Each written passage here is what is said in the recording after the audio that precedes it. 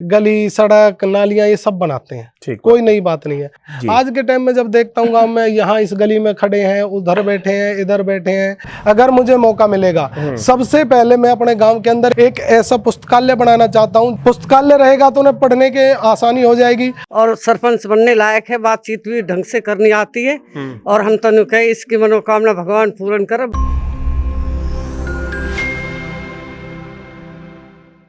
नमस्कार, news NCR की ग्रामीण यात्रा में आप सभी का स्वागत है।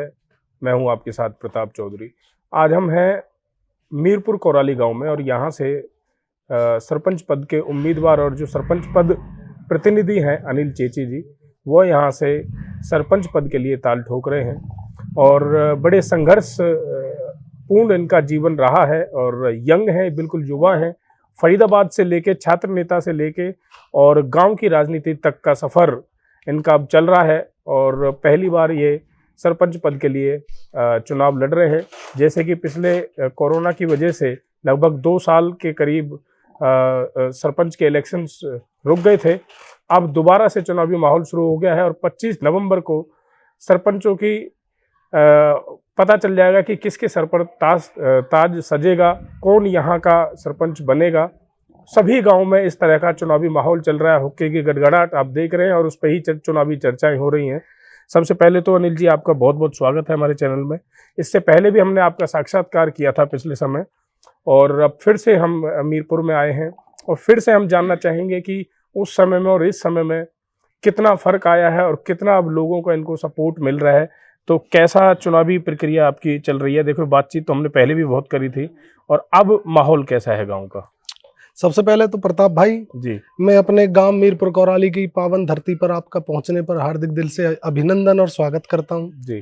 और बात जब चुनावी माहौल की है, जब आप पहले आए थे, ये 1-1.5 साल पहली बात है, 1.5 साल पहले, तो पहले उसी बात पे आ जाते हैं। तब मैं गांव में बिल्कुल एक तरीके से नया था, मैं बिल्कुल जीरो से स्टार्ट हुआ था, क्योंकि अपना जो 10वीं क्लास करने के बाद फरीदाबाद चले गए थे, वहीं पे फिर अपनी आगे की पढ़ाई की, वहीं पे फिर छात्र राजनीति शुरू कर दी, वहीं फिर और भी राजनीतिक गतिविधियां चलती रही। तो गांव में मैं 2020 में आया था और तब मैंने सरपंच पद के चुनाव लड़ने के लिए मन बनाया था और तब मैं जीरो था, नया था, लेकिन अब लगातार 2-2.5-3 साल से मैं लगातार लोगों के बीच में हूँ, संपर्क है लगातार।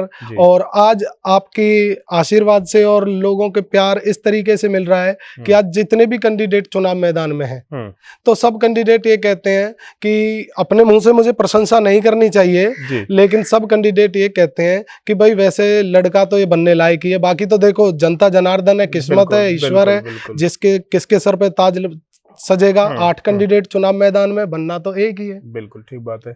अनिल जी, बड़ा संघर्षपूर्ण कहिए या आप ये कहिए कि आपने बहुत मेहनत अपने समय में की है। जब कॉलेज में थे तब भी आप विद्यार्थियों के लिए लड़ाई लड़ते थे, NSUI में भी रहे, तो छात्र लेवल पे भी आपने राजनीति की, अब पढ़े लिखे भी आप काफी हैं जी। तो एक शिक्षित उम्मीदवार होने के नाते आप क्या ऐसा नई सोच के साथ में या ऐसा क्या नया बदलाव गांव के लिए लाना चाहते हैं?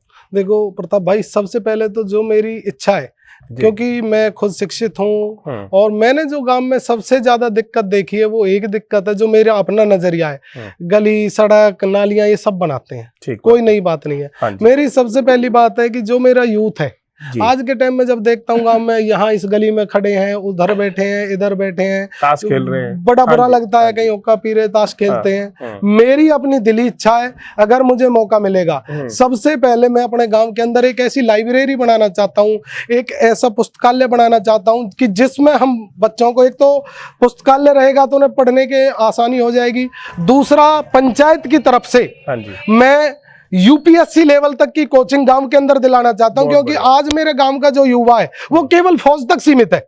मैं देखता हूं कि एक बच्चे के 92% आते हैं और वो क्या पता लगती है, भाई सुबह शाम फौज की तैयारी कर रहा है, भाई फौज में लग जाएगा और बच्चा अपनी जिंदगी बना लेगा। भाई 92% वाले बच्चे को फौज में क्यों भेज रहे हो?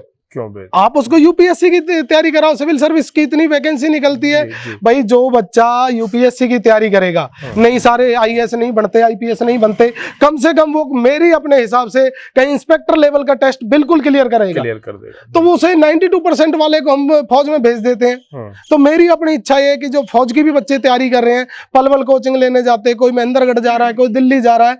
जब हमारे, मैं आपके नॉलेज के लिए बता दूं, हसनपुर हल्का में सबसे मजबूत और सक्षम पंचायत हमारी है। अच्छा। हमारी अपनी पंचायत में बहुत अपना फंड है पंचायत का, हमें किसी के हाथ जोड़ने की जरूरत नहीं है जी। अगर मुझे सरपंच बनने का मौका मिला तो मैं कह रहा हूं पंचायत के फंड से हम गांव के अंदर ही बच्चों को कोचिंग दिलाएंगे, चाहे वो फौज की हो, चाहे वो पुलिस की हो, चाहे वो टीचिंग की हो, चाहे वो सिविल सर्विस की हो। हम पंचायत के लेवल पे अपने यही गांव के अंदर कोचिंग दिलाएंगे। जरूरी नहीं उसके लिए हमें कुछ ऐसे सक्षम टीचर भी हमारे यहाँ हैं जिनको यहाँ मौका नहीं मिल रहा, वो बाहर पढ़ाने जा रहे हैं। अगर उनको हम यही मौका देंगे, एक तो हमारे बच्चे यहीं शिक्षित हो जाएंगे, उन्हें यहीं कोचिंग मिल जाएगी। दूसरे जो नौकरी करने बाहर जा रहे हैं, बाहर कोचिंग दे रहे हैं, उन्हें गांव के अंदर रोजगार मिल जाएगा। बिल्कुल सत्य बात। तो मेरी ये सोच है कि भाई सबसे पहले तो मैं कोई ऐसा कोचिंग सेंटर पंचायत की तरफ से बनाऊंगा जिसमें निःशुल्क सबके लिए कोचिंग सुविधा हो। देखिए, आज के डेट में अगर देश में देखा जाए तो लगभग 80% युवा हमारे साथी हैं जी, और युवाओं के लिए स्पोर्ट्स एक्टिविटीज भी बहुत जरूरी हैं जी। और गांव स्तर पर अगर देखा जाए तो स्पोर्ट्स की वो सारी सुविधाएं बच्चों को नहीं मिल पाती हैं, या तो फरीदाबाद स्टेडियम या कहीं ना कहीं दूर दराज उनको जाना पड़ता है जी। कुछ इस चीज पर भी काम कर रहे हैं? हाँ बिल्कुल, आपने अच्छी बात की। देखो जी, खासकर तो हमें, जैसे हमारे एथलेटिक्स है, रेस है, अगर अब हमारे गांव में जमीन छोड़ी हुई है बच्चों के लिए, पंचायत की जमीन है, मेरा अपना वो है कि अगर मुझे मौका मिलेगा सबसे पहले उसमें स्टेडियम बनवाना है। वैसे तो कह रहे हैं कि भाई स्टेडियम की ग्रांट आ रही है, बन रहा है, जब समय आएगा देखते हैं। बाकी अगर नहीं भी आएगी तो मेरी अपनी इच्छा है स्टेडियम बनवाना है, और उसके बाद उसके रख रखाव के लिए दुनिया भर की बड़ी बड़ी कंपनी है जिनके पास सीएसआर की फंडिंग है। बिल्कुल, आपको पता है भाई, जानकारी होनी चाहिए। हाँ, सीएसआर की फंडिंग है जिनको डोनेट करना ही करना है 2%। अगर हमारे अंदर गट्स है तो हम वो पैसा, बाहर का पैसा, बाहर की कंपनियों का पैसा, हम उन्हें अपने गांव में लगवाएंगे। भाई स्टेडियम बन जाए, स्टेडियम के रखरखाव के लिए हम किसी भी कंपनी को डोनेट, भाई आओ हमारे यहाँ डोनेट करो, और हो सकता है उनकी तरफ से हम वहाँ चौकीदार, भाई आप इसकी सैलरी आप दो, आपको तो डोनेट करना ही करना है। जो आपको अप्रिसिएशन लेटर लेना है वो पंचायत आपको दे।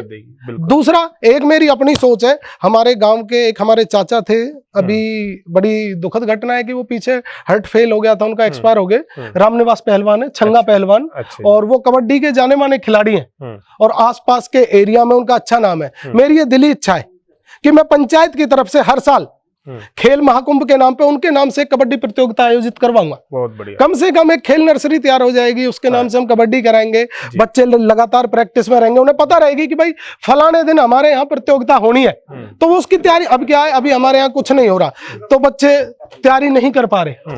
जब एक डेट निश्चित हो जाएगी, भाई फलाने दिन ये काम होगा, तो 100% आएंगे ही आएंगे। तो मैं उनके नाम पे, छंगा पहलवान जी के नाम पे एक खेल प्रतियोगिता कबड्डी की हर साल पंचायत की तरफ से आयोजित कराऊंगा। उसके बाद टाइम टाइम पर रेस के कंपटीशन कराएंगे, ताकि बच्चों को, देखो जी, कहते हैं कि भाई पहले नियम था खेलोगे कूदोगे बनोगे नवाब। हाँ, तो हम आज पदक लाओ पद पाओ की नीति चल रही है, हरियाणा सरकार बढ़ावा दे रही है। तो मेरी इच्छा है कि जरूरी नहीं कि हर बच्चा अच्छा पढ़ाई में ही हो, अच्छा खेल के भी अच्छा बन सकता है, तो उसके लिए भी काम करेंगे। जी जी। तो देखिए, गांव में विकास के नाम पर तो बहुत सारे घोषणा पत्र, सरपंच, जिला परिषद, जो भी आजकल चुनावी माहौल चल रहा है उसमें लोग तैयारियां कर रहे हैं, लोगों को रिझाने की कोशिश कर रहे हैं, एक पूरा एक घोषणा पत्र छपवा के लोगों को बता रहे हैं, जबकि उनके कार्य क्षेत्र में भी वो चीजें नहीं आती, फिर भी लोगों को प्रलोभन देने के लिए वो सब चीजें की जाती है। चलिए, आपने जो चीजें बताई हैं वो चीजें हैं जिनको आप खुद कर भी सकते हो। अच्छा, इस दूसरी बात ये है कि आपको जानकारी भी है कि कैसे, कहां से क्या फंडिंग लाके अपने गांव के विकास कर सकते हैं। जी जी। दूसरा ये है कि गांव में एक सिर्फ आप ही कैंडिडेट नहीं है, उम्मीदवार और भी हैं, और हो सकता है पहले भी उम्मीदवार रहे होंगे। तो आप फरीदाबाद में रहने के बाद फिर यहाँ पर आए, वहाँ की राजनीति से यहाँ की राजनीति में घुस रहे हैं। एक्चुअल में जो राजनीति है उसमें तो आप एंटर कर रहे हैं जी।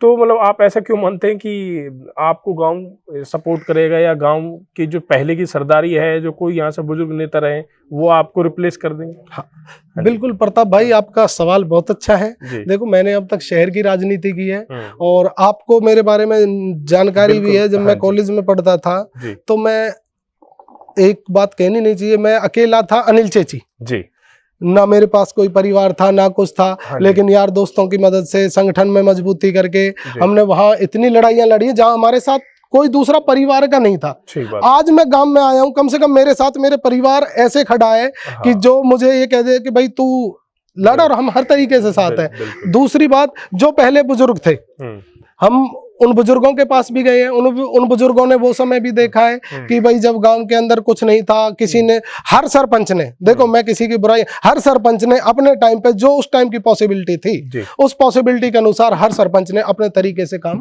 किया है। जी। और आपकी दुआ से जितने भी जो अब मेरे मोहल्ले परिवार के मुझसे पहले रहे हैं, जी। उनका मुझे भरपूर समर्थन मिल रहा है, प्यार मिल रहा है, आशीर्वाद मिल रहा है। और वो काफी हद तक उन्होंने मेरी जब विचार जाने कि भाई आप क्या करोगे, कैसे करोगे, तो जब उन्हें मैंने अपने विचार बताए तो वो भी काफी हद तक मुझसे इम्प्रेसिव है। और वो कह रहे हैं कि भाई हम हर तरीके से तेरे साथ हैं और हम दिल और जान से चाहते हैं कि भाई तू सरपंच बन के आए। चलो बहुत बढ़िया है। अनिल जी कहते हैं कि 3 चीजों का राजनीति में होना बहुत जरूरी है अगर आप चुनाव लड़ते हैं, चर्चा, पर्चा और खर्चा। बिल्कुल। तो अब चर्चा पर्चा की राजनीति चल रही है, चर्चा पर्चा खर्चा पे भी पूरा जोर है। देखो जी, चर्चा पर्चा तो होना ही होना है। हाँ जी। और जब चर्चा और पर्चा होगी तो खर्चा तो लगना ही लगना है। जी जी जी जी। तो उसमें तो कहने वाली बात है ही नहीं जी। कि बिना भाई पर्चे भी चुपकेंगे हाँ, तो उसके लिए भी तो पैसे लगेंगे। जी जी। तो खर्चा तो होना ही होना है। हाँ, तो चर्चा पर्चा खर्चा तो चलना ही है। चलो। और जब जो इंसान चुनाव लड़ता है तो साम दाम दंड भेद तन मन धन सारा लगाना पड़ता है। ठीक ठीक बात है, अच्छी बात है। और अनिल जी बहुत गुणी है और मैंने उनको व्यक्तिगत तौर पे अपने फरीदाबाद में राजनीति करते हुए देखा है और बहुत अच्छे युवा हैं और बहुत अच्छी सोच है इनकी। क्योंकि सबसे बड़ी बात यह है कि ये शिक्षित हैं, इनको पता है क्या उनके गांव के लिए सही है और क्या उनके गांव के लिए गलत है, और कैसे गांव के विकास के लिए उनको ग्रांट्स लेके आनी है या CSR फंड लेके आना है, जिससे ग्रामीण क्षेत्र का, उनके गांव का विकास हो सके, युवाओं का एक मौका मिल सके ताकि वो मोटिवेट होकर अपने सही रास्ते को चुने। तो आपको सबसे पहले तो बहुत बहुत शुभकामनाएं अनिल भाई। और हम तो यही कहेंगे कि आप जीत कर आएँ, क्योंकि आपकी अच्छी सोच है, युवा सोच है। और गांव वालों से भी हम यही अपील करेंगे कि वो भी एक ऐसे सक्षम प्रतिनिधि को चुने जिनको लगता है कि वो आपके गांव के लिए ठीक है, आपके गांव का विकास कर सकता है। इसमें न्यूज़ NCR इस चीज़ की पुष्टि नहीं करता है कि भाई आप नहीं जिताएं, लेकिन एक ऐसे व्यक्ति को जिताएं जो आपके गांव के विकास में भागीदारी दे सके।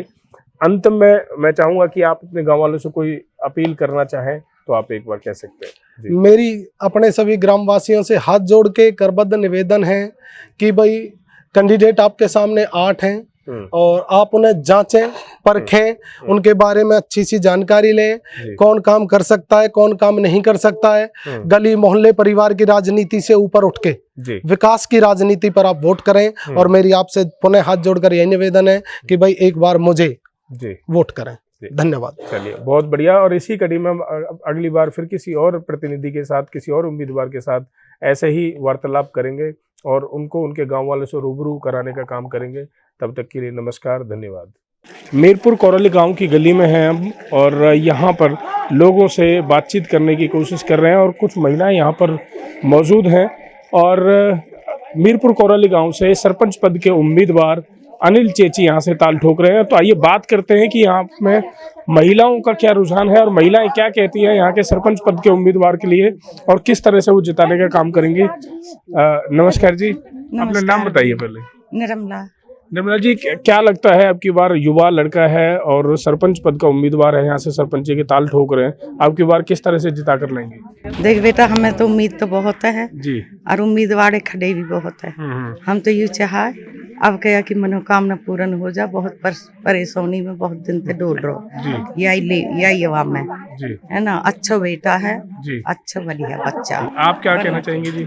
हाँ जी, अनिल हमारा लड़का लगता जी और सब बस्ती माता को ही है जी, बिल्कुल। हम तो ये कहे कि ये बेरोजगार बच्चा है, इसकी हल्की उम्र है और सरपंच बनने लायक है, बातचीत भी ढंग से करनी आती है। और हम तो कहे इसकी मनोकामना भगवान पूर्ण करे, बस्ती माता।